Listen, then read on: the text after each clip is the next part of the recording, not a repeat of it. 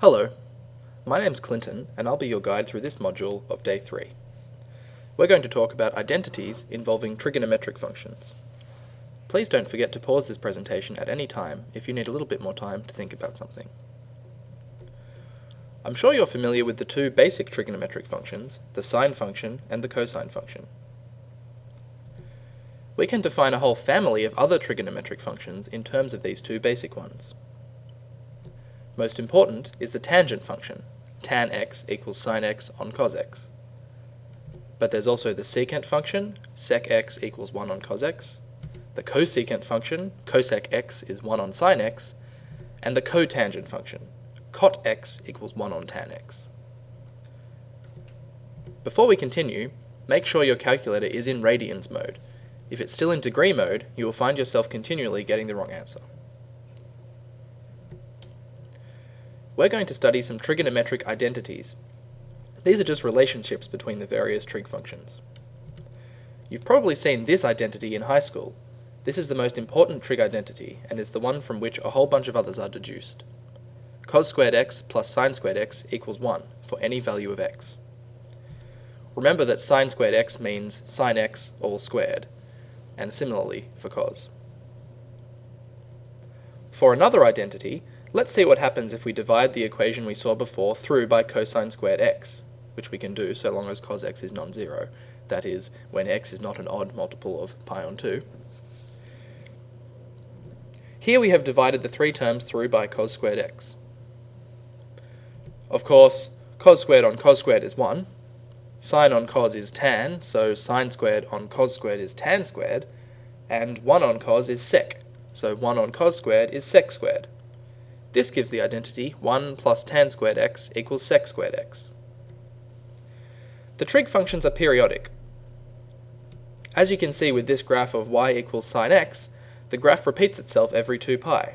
We say that sine x has period 2 pi, which means the value of sine at some number is the same as the value of sine at that number plus 2 pi, or plus 4 pi, or minus 6 pi, and so on and so forth. Sine is also an odd function, which just means that sine of negative x is equal to negative sine x for all x. Think about what would happen if you reflected this graph about the y-axis. The cosine function also has period 2 pi. In fact, the cos graph is the same as the sine graph, just shifted along pi on 2. Cos is an even function. That means that cos of negative x is equal to cos x for all x. Again, think about what would happen now if you reflected this graph about the y-axis. Finally, the tan function has period pi. The graph y equals tan x has vertical asymptotes at all odd integer multiples of pi on 2, since tan equals sine on cos, and cos is 0 at these points.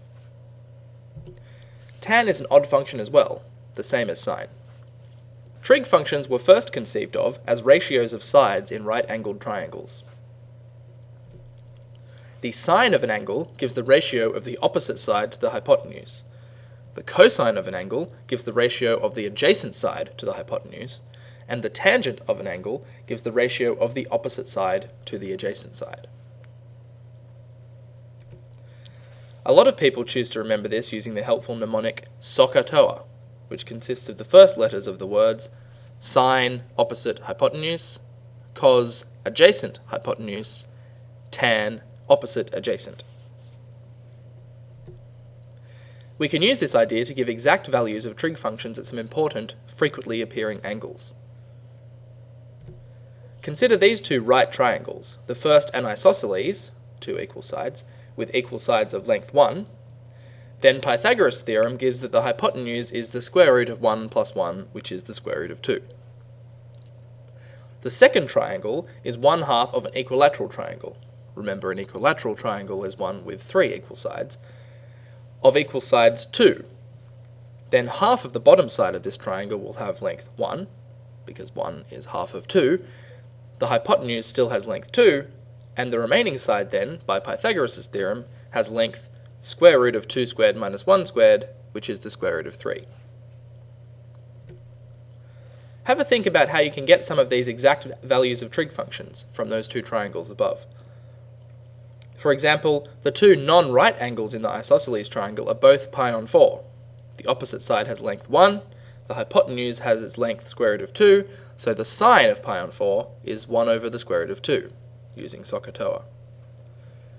The small angle in the other triangle is 30 degrees, pi on 6, as it is half of the 60 degrees of the original equilateral triangle. The side adjacent to this angle has length root 3, and the hypotenuse has length 2, so the cosine of pi on 6 is root 3 on 2, again, using SOHCAHTOA. Have a try at coming up with some of the other exact values of these trig functions.